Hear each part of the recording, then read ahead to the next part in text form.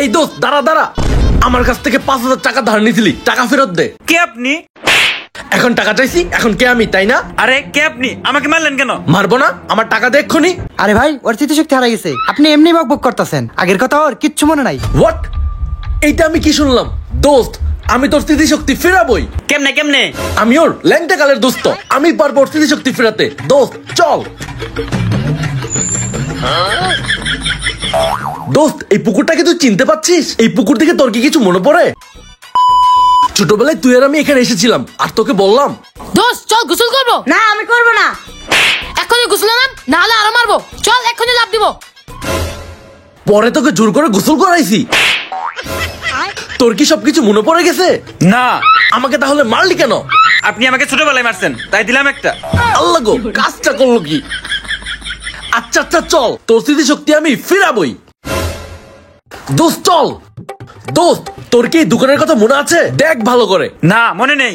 শোন তাহলে, ছোটবেলায় তুই আর আমি এই দোকানে এসেছিলাম। দোস্ত দেখ আমার কাছে 100 টাকা। তুই 100 টাকা কোথায় পেলি? আমার আম্মু আমাকে দিয়েছে।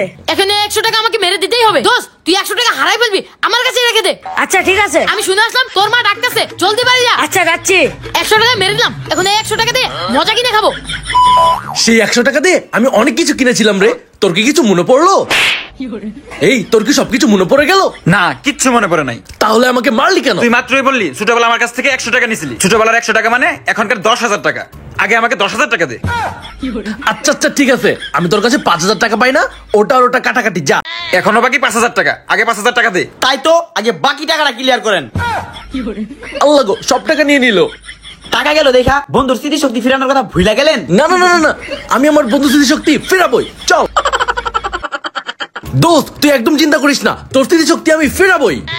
আমিও দেখবো কেমনে স্মৃতিশক্তি ফিরান। দোস্ত, তোর কি স্কুলের কথা মনে পড়ে? একটু মনে করে দেখ।